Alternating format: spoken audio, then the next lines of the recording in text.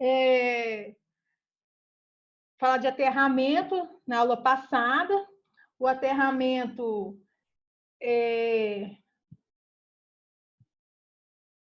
colocar, escoar um pouco das cargas para o solo, as cargas, somente as correntes indevidas para o solo, tem como a finalidade de conduzir a corrente para um caminho seguro, controlando e com baixa impedância. A impedância é um pouco que impede a passagem da corrente. Então, quando a resistência à passagem da corrente é bem pequena, aumenta-se o valor da corrente, ela consegue se escoar de maneira mais fácil. A direção é a terra. A intenção do aterramento é proteger as pessoas, os animais e o patrimônio, né? Alguns danos materiais. A principal função é proteger os seres humanos. E a gente continua falando um pouco desse aterramento, a gente continuar falando também das.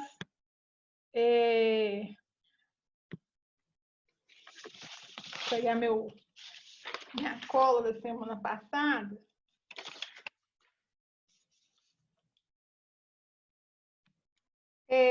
Falar um pouco da tensão, os objetivos do aterramento, escoar as cargas eletrostáticas, são as cargas de energias paradas dos equipamentos, de qualquer matéria que tem que está ionizada com algum tipo de carga, escoar essas cargas para a Terra, também proporcionar um caminho de escoamento das descargas atmosféricas através do sistema de proteção de descarga atmosférica, que é o para-raio, manter as correntes de falta dentro do limite de segurança de 30 mA, até 30 mA, os danos para a saúde são reversíveis, acima disso já causa lesões graves, até mesmo a questão do óbito. Então, a Terra fica como retorno dessa corrente de curto-circuito. E também um outro objetivo é obter uma resistência de aterramento muito baixa, a fim de escoar essas correntes até o solo. A tensão de contato, ela ocorre principalmente quando, estou falando um pouco mais rápido, porque eu já falei um pouco disso, quando ocorre uma falha de isolação entre partes energizadas, então ocorre a tensão de contato. E a tensão de toque é quando a pessoa encosta nesse equipamento que está com essa falha de isolação do circuito, não tem.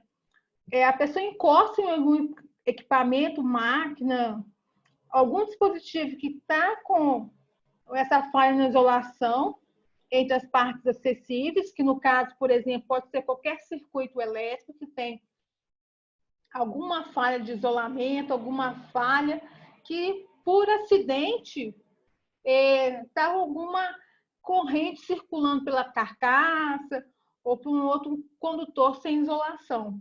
Então, a tensão de toque, quando a pessoa toca esse equipamento com falha, está sujeito a essa tensão de toque. Aí a corrente começa a circular pelo corpo da pessoa e ela recebe o choque elétrico. Já a tensão de passo é quando o solo está conduzindo uma certa descarga atmosférica ou ao ocorrer uma elevação de potencial elétrico, aí forma-se como fosse arcos em torno da Terra. Então, a tensão de passo, quando está um dos pés com um potencial elétrico diferente de outro pé, ocorre sim o choque elétrico através da tensão de passo. A mesma coisa acontece com os pássaros nas redes elétricas, né?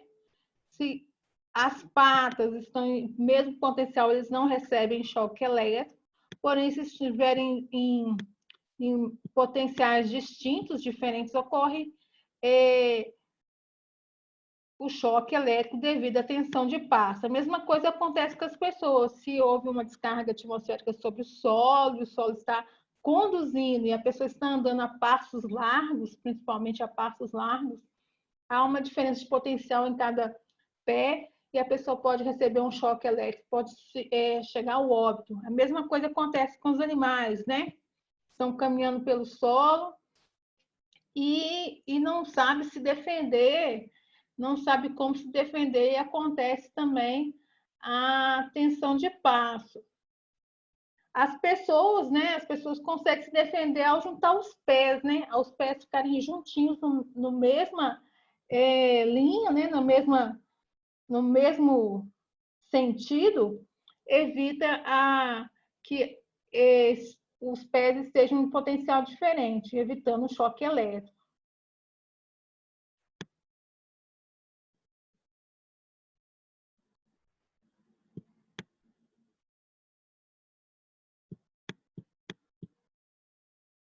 Então, um processo que faz parte do aterramento é equipotencialização, ou seja, é colocar todas as cargas, todos os circuitos elétricos, toda a estrutura elétrica tem um circuito energizado, ou seja, uma parte viva, no mesmo potencial elétrico.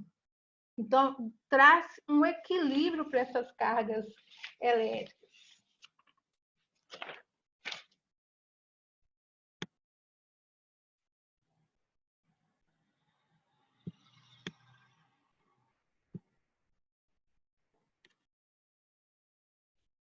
E falar que os equipamentos eletrônicos são os equipamentos que mais sofrem com as descargas atmosféricas, são sensíveis às mudanças de tensão e corrente, por isso que elas necessitam de tensão e corrente contínua, que são valores que a gente consegue controlar.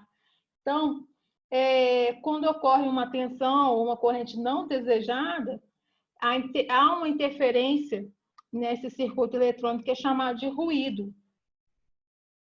Então, os equipamentos eletrônicos são sensíveis aos ruídos elétricos, surge quando há uma diferença de potencial entre o equipamento, que a gente pode chamar aqui na eletricidade, nós chamamos de massa, e o terra. Essas correntes, nós chamamos, quando há uma diferença de potencial, é tensão, e geralmente onde nós temos tensão, se forma-se um circuito, um caminho fechado, a corrente. Essas correntes nós chamamos de correntes parasitas, essas correntes que influenciam a queima de dispositivos eletrônicos.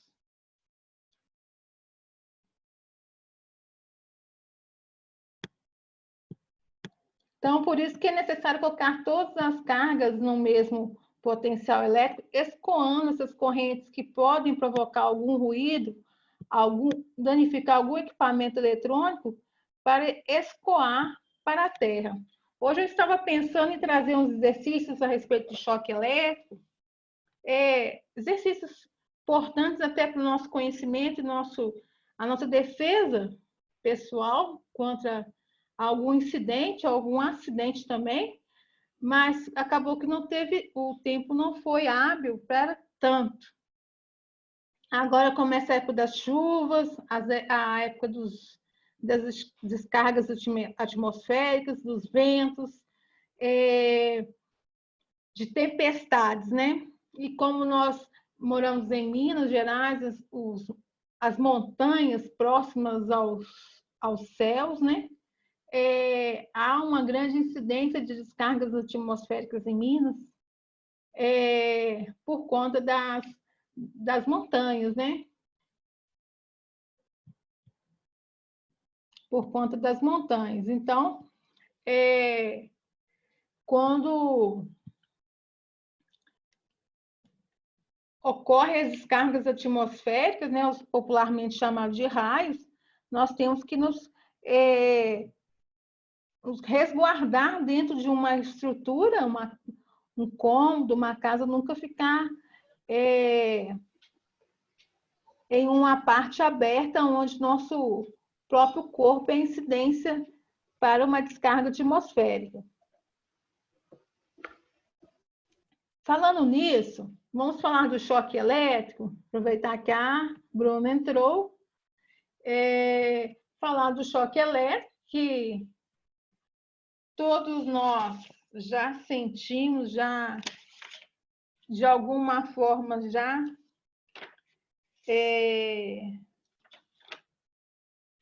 sentimos o choque elétrico, mesmo que seja no choque de energia eletrostática, mas nós sabemos que é um choque, né? O choque é um atrito, e quando um atrito causa uma perturbação. Então, o choque elétrico é um atrito, né? A gente fala a colisão de corpos ionizados, né? Com potencial diferente, e essa troca de cargas que provoca essa perturbação.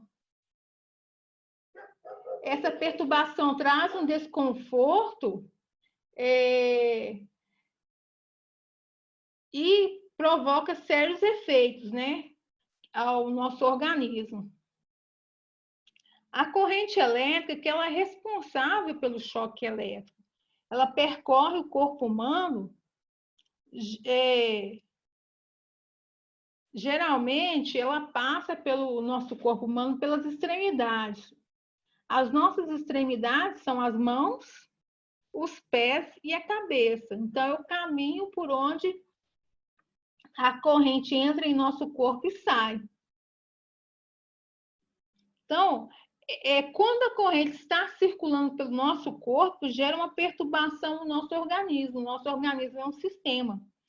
Então, ele é totalmente, fica desequilibrado ao passar por essa corrente, passar pelo nosso corpo. Há esse desconforto tem os seus efeitos, os efeitos que ocorrem no corpo humano, como, por exemplo, as pessoas, quando recebem choque elétrico, os músculos contraem, a pessoa se encosta uma parte energizada, as mãos se fecham, é difícil retirar a pessoa, popularmente o pessoal fala que o pessoal está agarrado, né? Mas o corpo contrai e é difícil soltar a parte que ela está segurando, que está energizada. A contração dos músculos pode ser leve e até mais severa, e quando chegando ao óbito, né? Somente quando a corrente elétrica passa pelo coração, que ocorre uma perturbação no batimento cardíaco, aí ocorre, a pessoa chega a ter uma parada cardiorrespiratória e chega ao óbito. Mas também a gente tem outras sequelas do choque elétrico, que são, a pior delas é o óbito, mas tem as queimaduras em diversos graus. Afeta a parte dos neurônios, a parte cognitiva, de pensar e raciocinar, a parte motora, a perda da fala, dos movimentos, dos membros. Há várias sequelas que são irreversíveis, infelizmente. O choque elétrico pode ser... Nós temos estático, que dá carga parada, tá esse menininho bonitinho aí com os cabelos arrepiados. Quando nós passamos nosso braço na tela do computador ou próximo a uma superfície ionizada, ocorre esse levantamento dos pelos, por conta que nosso corpo está ionizado e a outra matéria também está ionizada. Também ocorre muito choque estático também, quando as nossas extremidades, as mãos, encostam em superfícies que também estão carregadas, com polaridade oposta. Então, essa atração entre a polaridade distinta, diferente, ocorre um faiscamento, um choque elétrico. Os cotovelos também, da energia eletrostática, que é a energia das cargas paradas. Nós temos também o tipo de choque elétrico dinâmico. A parte dinâmica, ao contrário da eletrostática, que é a carga, os corpos energizados, mas os corpos com energia estática, parada, a parte dinâmica já é a parte do movimento, onde há uma circulação de corrente pelo condutor. Então, quando se encosta em um circuito elétrico que tem há uma circulação da corrente, o seu corpo passa a conduzir essa corrente pelo seu corpo. Então, você faz parte do circuito no momento que está levando choque elétrico. Se o contato é com uma das mãos, ou com um dos membros, né? Ou pé, ou a parte do corpo, uma parte só, ele fala que ele é unipolar. Se for duas partes, duas mãos, então é bipolar. Esse é o dinâmico, quando vocês encostam em partes energizadas de um circuito que há uma circulação de corrente. E temos também os choques a partir das descargas atmosféricas, que são popularmente conhecidas como os raios. Nós temos que vem das nuvens para o solo, pode ser o contrário, mas 99% dos casos são das nuvens para o solo, né? As nuvens estão com potencial, estão carregadas, estão ionizadas, e o solo também está carregado. Então, há uma atração. O ar deixa de ser um isolante, passa a conduzir essa descarga atmosférica que liga as nuvens ao solo. Alguém já recebeu um choque aí, que não seja eletrostática, a Débora ou a Bruna? Seja pelo menos eletrostático? Esses choquinhos assim de encostar em carro, né? Ai, ficou baixinho, vou Essas coisas aumentar. mais simples. Não ouvi. Falei que eu já levei esses choques de quando encosta em carro, né? Oi, ouviu? Ouvi só a voz, só. Tem como repetir para mim?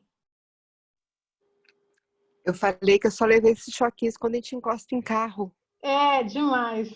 Quando tá com Ai, não. um E machucadinho quando eu na era mão. criança também, eu enfiei a chave na tomada. Só. Tá bom, viu? Já tá demais. E você, Bruna? Oi, tudo bem? Eu quero saber como foi sua participação. Eu também já levei esses choquinhos mais levinhos aí, nada muito demais, não. Tem muito tempo até que eu não levo, graças a Deus. E hoje armou uma chuva, né? Pesada, até que achei que ia cair muita água, mas não avançou com a chuva, mas o vento já levou um telhado aqui do meu vizinho, já vi. Essas partes, essas estruturas metálicas de cobertura, nesse tempo também pode assim conduzir, né, se cair na rede elétrica.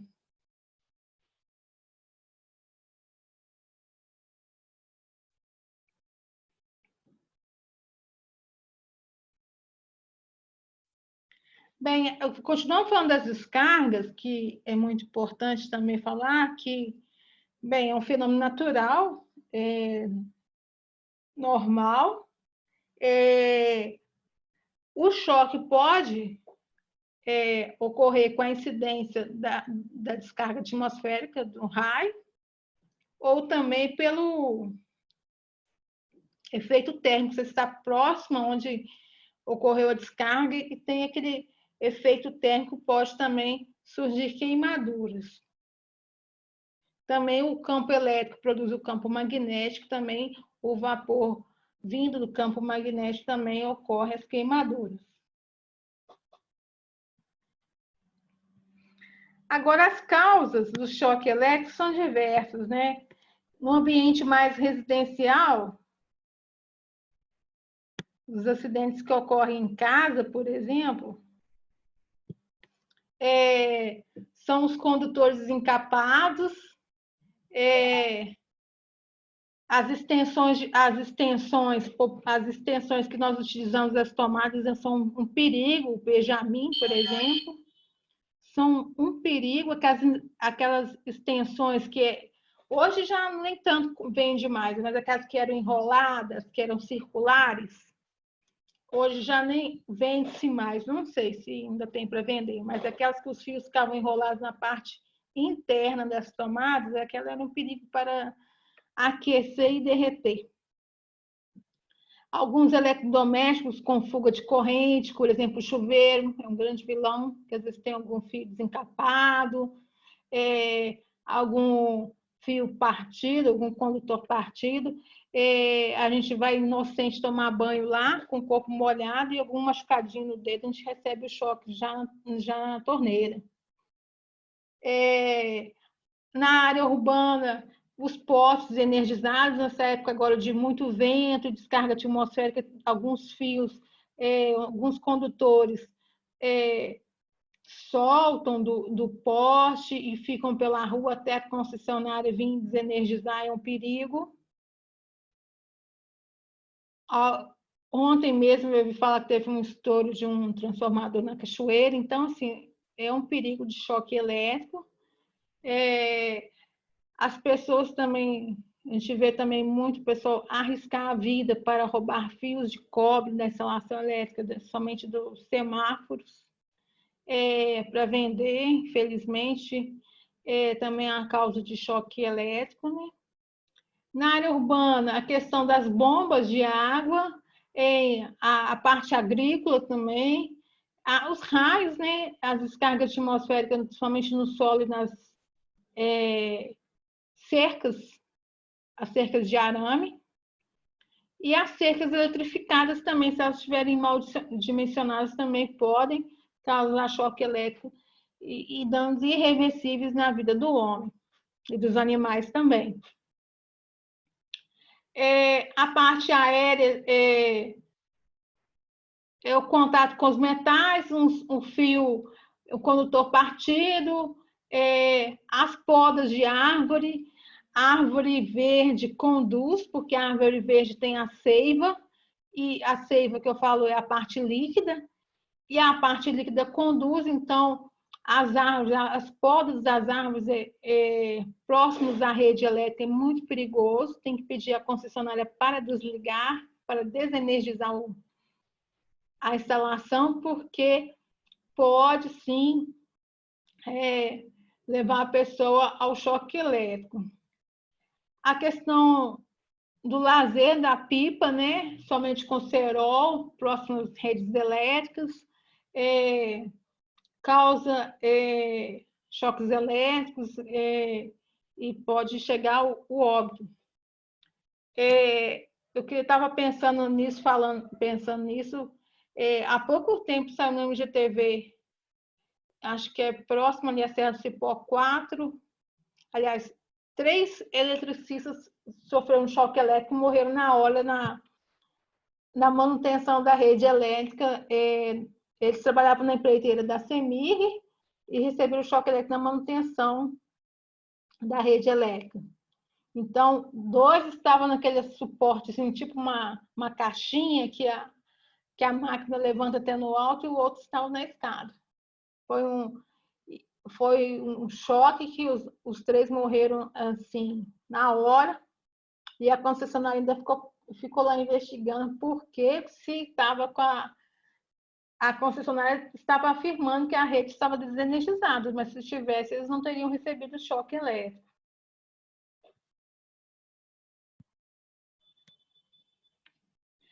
Os fatores que indicam a gravidade do choque elétrico vai depender por onde a corrente elétrica passa no corpo humano, em que áreas, o valor dessa corrente, a magnitude desse valor, dessa corrente, a resistência do corpo humano. Eu vou mostrar daqui a pouco um pouquinho sobre a resistência do corpo humano, o corpo seco e o corpo molhado. E o tempo também que essa corrente fica no corpo humano também determinante para determinar a gravidade desse acidente.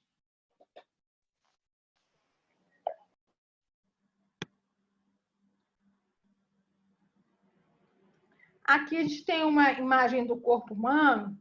O corpo humano, o nosso corpo, 80% do nosso corpo é água, né? Então, se nós temos 80% do nosso corpo água, essa água que está no nosso corpo conduz.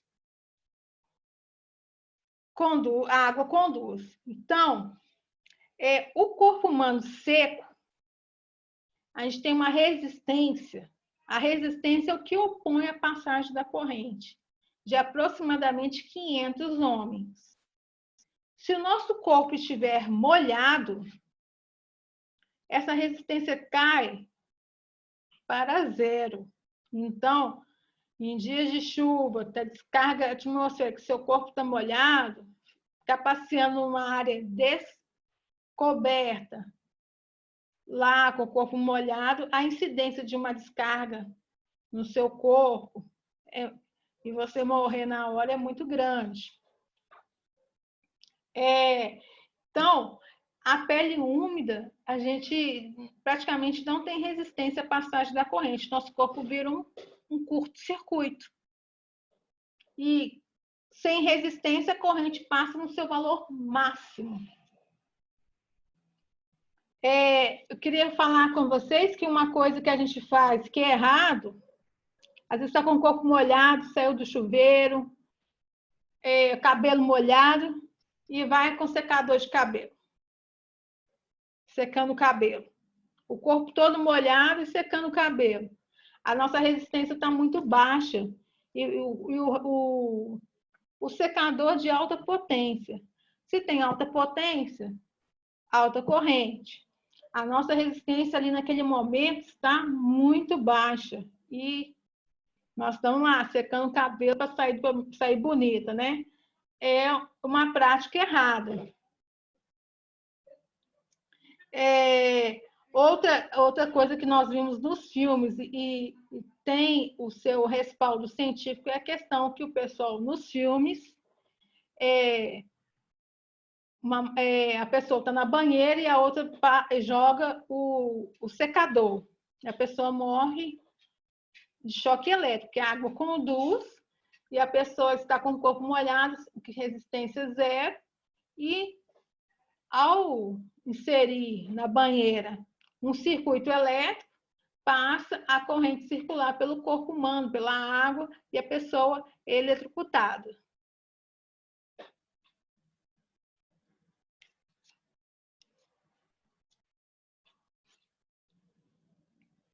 Uma coisa que a gente sabe é que a eletricidade não é algo que se vê, que se toca, a gente consegue só absorver um pouco dos seus efeitos. Diante disso, o que acontece muito alguns acidentes, alguns incidentes, por quê? Nós não vemos a eletricidade, nós apenas usufruímos dos seus efeitos. Então, fica difícil mensurar qual que é o risco que nós estamos expostos, quais que são os perigos. Então, para um garoto, por exemplo, que está soltando pipa aí, está em casa aí na quarentena, está soltando pipa aí, ele não consegue, próximo à rede elétrica, né? Ele não consegue mensurar e nem medir o risco que ele está correndo. Só mesmo a educação, essas campanhas mesmo educativas para mostrar o risco para as pessoas que elas estão sujeitas, né?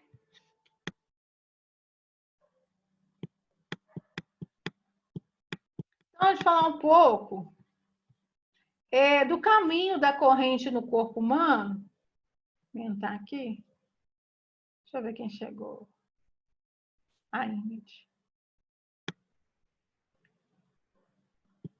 O caminho da corrente no corpo humano, como eu estava dizendo a vocês, a corrente percorre pelas nossas extremidades. É o contato de entrada e de saída. Então,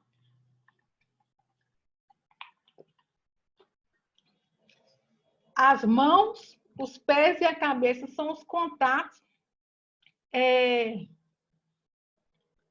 os contatos de entrada da corrente elétrica.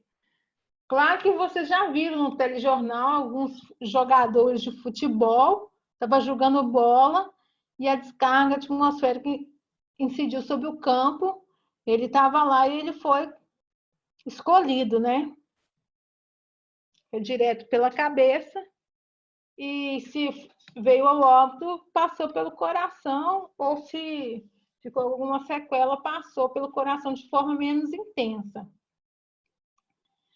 Bem, o corpo humano, ele suporta uma corrente até 25 miliamperes.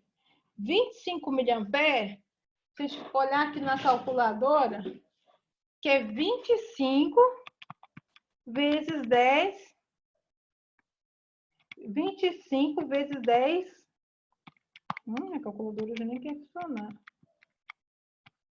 a menos 3, que é algo que a gente pode considerar uma corrente bem pequena, que é 0,025 amperes. É uma corrente bem pequena. Mas é o quanto que nosso corpo suporta. A Débora falou que quando criança, né, fez a arte de colocar a chave na tomada, o disjuntor DR, que é um dispositivo de proteção para as instalações elétricas, somente as tomadas, que é onde as crianças costumam fazer essas coisas mesmo, ele desarma, né? Ele desarma o circuito com uma corrente de 30 miliamperes. Ele é sensível a uma corrente menor ou igual a 30 miliamperes. Então, se a gente for observar a faixa de corrente de 15 a 25 miliamperes, nessa faixa de corrente, a pessoa, quando ela, pelo corpo dela, percorre uma corrente elétrica, ela já sente dificuldades em soltar o objeto energizado que ela está em contato, porque os músculos já contraem. Aquele popularmente que o pessoal diz, a pessoa ficou agarrada no circuito elétrico com choque, ela ficou agarrada. É isso, o corpo contrai e a pessoa, os músculos contraem e a pessoa não consegue se soltar. E a outra pessoa que chega para fazer o salvamento tem dificuldade em salvar essa pessoa. E acima de 80 miliamperes, a pessoa já sente uma asfixia e contrações, e podendo levar até a uma situação mais grave, que é o óbito.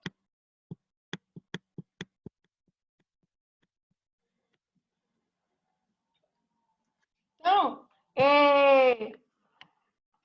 eu tenho um vídeo, mas agora eu também não, hoje em dia já não, nem passo mais esse vídeo nas minhas aulas mais, mas eu tinha um vídeo, acho que era no norte, não tinha, porque o pessoal grava o vídeo e espalha na internet, e depois a gente perde de onde que vem o vídeo e aonde aconteceu tal fato. Eu tinha um vídeo que passava uma pessoa tentando salvar a outra, que foi fazer uma poda de uma árvore próxima à rede elétrica. E eu disse para vocês que as árvores verdes, né, diferente da madeira seca, elas conduzem. Então, a pessoa estava próxima à árvore, na poda, recebeu um choque elétrico. Uma segunda pessoa foi tentar salvar, pegando o galho da árvore cortada para puxar a pessoa. Também foi incidida pelo choque elétrico. E assim foram umas 3 pessoas que receberam um choque elétrico. Até mesmo para salvar, a gente precisa de treinamento para a gente não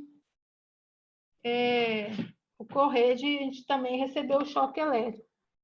Aqui eu tenho uma tabela que mostra a corrente em miliampere e as reações fisiológicas habituais. Aqui, eu até queria voltar aqui, eu falei, mas eu não falei do desenho. As extremidades, a corrente pode passar, entrar pelo um pé e sair pelo outro, passar aqui nas pernas, e dependendo da intensidade, o valor da corrente e o tempo que ela fica no corpo humano, que vai afetar e vai provocar danos. Então, aqui pode gerar queimaduras de diversos graus, afetar alguns órgãos, mas não está passando pelo coração. Aqui pode passar vindo da cabeça e sair no pé, passando pelo coração, ou vice-versa. Aqui das mãos, em uma mão, entrar numa mão e sair na outra, passando pelo coração. E da mão passar pelo coração, pode sair na cabeça também. E uma outra situação, que é meu último bonequinho, entrando pela mão e saindo no pé. Então, assim, o mais grave é o coração, né? Coração atingido. Essa tabela mostra a intensidade da corrente, seu valor em ampere, e as reações fisiológicas que o corpo humano está exposto. Então, a gente tem aqui, ó, de uma corrente de 0,1 miliampere. Um leve formigamento. É um desconforto que a gente sente, um leve formigamento. Uma corrente de 0,5 miliampere, uma pequena contração muscular, 10 miliampere sem efeito perigoso, até 5 segundos. 30 miliampere é o risco de fibrilação, que é quando o coração bate num ritmo acelerado, que pode que pode chegar à parada cardiorrespiratória. E 500 miliampere, a parada cardiorrespiratória, né, parada cardíaca, que a pessoa, dependendo do tempo que ficar, pode voltar ou não.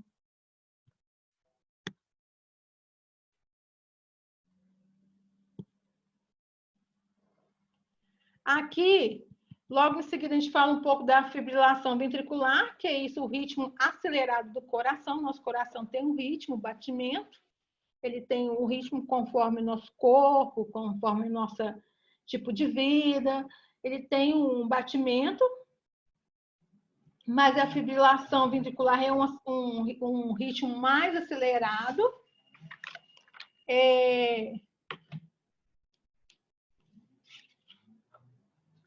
É um ritmo mais acelerado cardíaco, podendo ser até fatal, tendo a parada cardiorrespiratória ocasionada pela circulação da corrente no coração.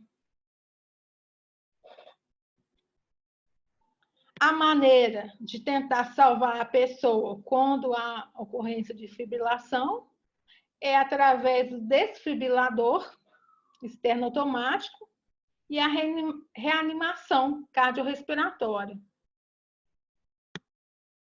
As chances de salvamento vai depender do choque elétrico, do tempo,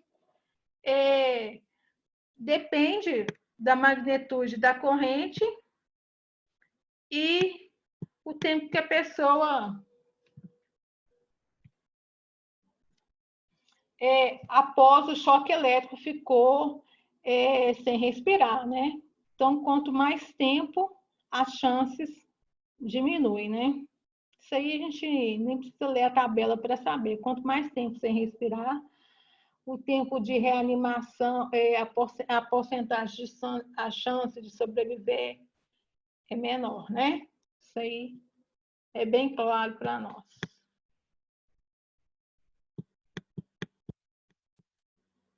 Já a tetanização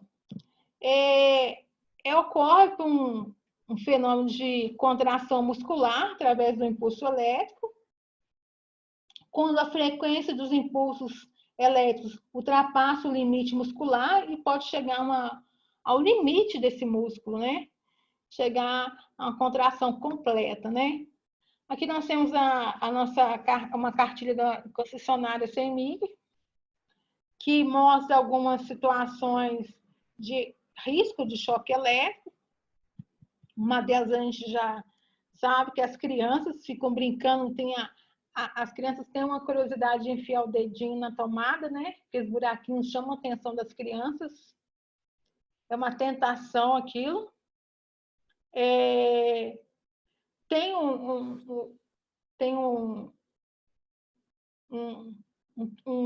tampão que a gente compra nessas lojas de elétrica para tampar as tomadas.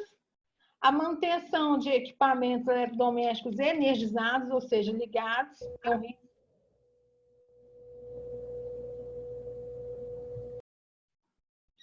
é um risco de choque elétrico. A gente descalço em áreas úmidas, manuseando aparelhos eletrodomésticos energizados também é um risco de choque elétrico. Tá descalço em áreas molhadas é um risco de choque elétrico. A manutenção de antenas, né, próximo à rede elétrica é algo muito perigoso. Outro dia eu estava vendo na rua um rapaz montando um andaime para manutenção da fachada de um prédio, não sei, acho que ele ia pintar ou rebocar, muito, muito, muito próximo à rede elétrica. E era uma casa de 2 andares, então, para ele chegar ao segundo andar, ele teria que ficar ao lado da rede elétrica, mesmo que é baixa tensão, 220, 127, ele já poderia ocorrer, ele corre risco de morte. Então, até a parte, ele não estava, né? Quando a gente olha, a gente observa se está de cinto, se o andaime está travado, se tem uma pessoa de apoio, ele estava sozinho. Então, a gente vê que é um ato totalmente inseguro. Essa reforma com andaime próximo à rede elétrica, sem nenhum dispositivo de segurança, sem equipamento de proteção individual, sem equipamento de proteção coletiva, sem solicitar da concessionária desenergizar a rede elétrica. Então, é um ato totalmente inseguro que pode levar ao risco de um acidente. Já é um risco consciente. Aqui temos as dicas de segurança, utilização o DPS, dispositivo de proteção de surto, o dispositivo diferencial residual, que é o DR, que é um disjuntor, que é mais utilizado nas áreas molhadas e para as tomadas. Um outro, assim, situação de muito risco são os benjamins e as extensões, para aumentar a questão de utilização de eletrodomésticos na mesma tomada. É muito perigoso, que a tensão aqui é a mesma, porém a corrente, cada tomada vai se somando uma corrente diferente, chegando ao valor acima do suportado. Um outro dispositivo que eu utilizo na proteção aqui na minha casa, somente da televisão, que é o filtro, que é aquele que tem um fusível, protege pouco, mas já é um tipo de proteção. Os condutores isolados, bem capados, também é uma maneira de proteção. Aqui, ó, minha aula não está acabando, mas meu tempo de sala está acabando em 4 minutos. Eu estou perguntando aqui para vocês, deixa eu ver quem está aqui. Bruna, Débora e Tulimar. Essa situação aqui que a moça está salvando, um rapaz que está caído, com a incidência de um condutor energizado sobre as mãos. Ele caiu porque ele recebeu choque elétrico. Ela está tentando socorrer. Esses primeiros socorros aqui estão adequados? Eu quero que vocês... Eu vou fechar o Zoom e vou abrir mais um outro link. Vão sair, voltar, e eu quero que vocês me respondam. Ok?